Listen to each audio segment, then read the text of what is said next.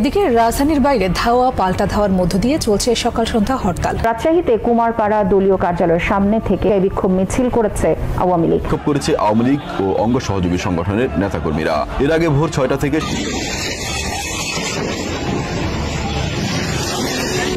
সারা বাংলাদেশে আবারও নতুন করে উত্তেজনার ঢেউ। সাবেক প্রধানমন্ত্রী শেখ হাসিনার ডাকে 18 জানুয়ারি অনুষ্ঠিত হলো এক ঐতিহাসিক বিক্ষোভ মিছিল ও হরতাল। আওয়ামী লীগের তৃণমূল থেকে ছাত্রলীগের নেতাকর্মীরা এই কর্মসূচিকে সফল করতে একত্রিত হয়, আর এর পরপরই সারা দেশে শুরু হয় এক নাটকীয় পালাবদল।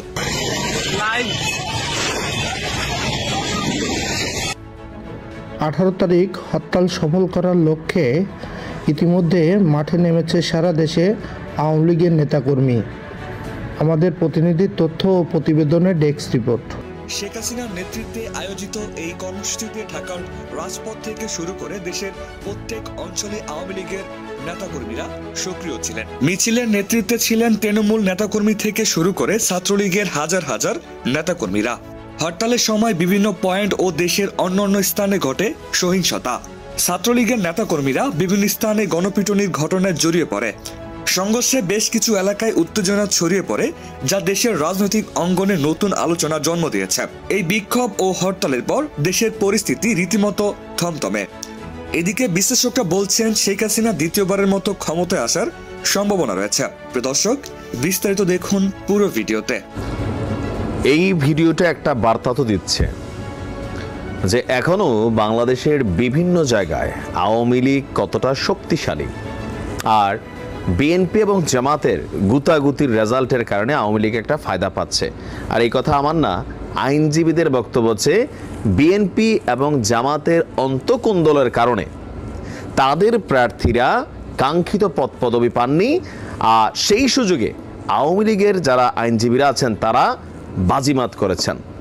দর্শক, সিলেটে একটা গতকালকে নির্বাচন হয়েছে, আর সেই নির্বাচনে আওয়ামী লীগের নেতাকর্মী বা আওয়ামী লীগ পন্থী যারা আইনজীবীরা আছেন তাদের জয় জয়কার হয়েছে। ভাবা যায় আজকের দিনে? জি, ঘটনা সত্য। সিলেট জেলা আইনজীবী সমিতির নির্বাচনে আওয়ামী লীগের বিশাল জয় হয়েছে। আমরা ডিটেলস যদি আপনাদেরকে বলি, সিলেট জেলা আইনজীবী সমিতির নির্বাচনে সভাপতি, সাধারণ সম্পাদক সহ অধিকাংশ পদে বিজয়ী হয়েছেন আওয়ামী লীগ পন্থী আইনজীবীরা। কয়েকটি মাত্র পদ পেয়েছে বিএনপি পন্থী আইনজীবী। ভোট গণনা শেষে আপনার গতকালকে শুক্রবার 2025 সালের বার্ষিক নির্বাচনের ফলাফল ঘোষণা করেন প্রধান নির্বাচন কমিশনার অ্যাডভোকেট সৈয়দ মোহাম্মদ তারেক। বৃহস্পতিবার সকাল 10টা থেকে বিকেল 4:30 পর্যন্ত এই ভোট গ্রহণ অনুষ্ঠিত হয়। এতে টোটাল 1850 জন ভোট দিয়েছেন। 1850 জন ভোটারের মধ্যে 1460 জন যারা আইনজীবী আছেন তারা ভোটাধিকার প্রয়োগ করেছেন। নির্বাচনে টোটাল 26টি পদের বিপরীতে প্রতিদ্বন্দ্বিতা করেছেন বিএনপি, আওয়ামী লীগ, জামাত সহ 65 জন প্রার্থী। নির্বাচনের সভাপতি পদে 15 নম্বর ওয়ার্ড আওয়ামী লীগ সভাপতি সরোয়ার আহমেদ চৌধুরী আবদাল 770টি ভোট পেয়েছেন। সাধারণ সম্পাদক পদে জেলা ছাত্রলীগের সাবেক আইন বিষয়ক সম্পাদক মোহাম্মদ জুবায়ের বক্ত জুবের 330টি ভোট পেয়ে নির্বাচিত হয়েছেন।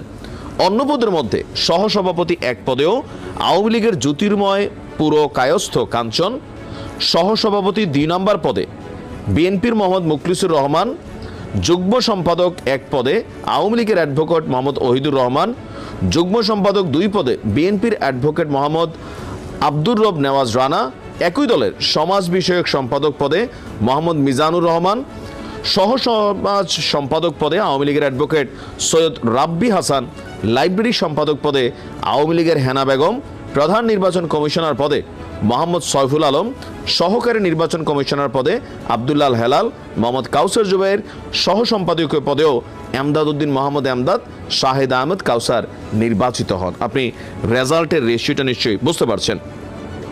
এছাড়া আপনার কার্যনির্বাহী কমিটির 11টি পদেও সেখানেও আওয়ামী লীগ পন্থী যারা আইনজীবীরা ছিলেন তাদের আধিপত্য দেখা গেছে।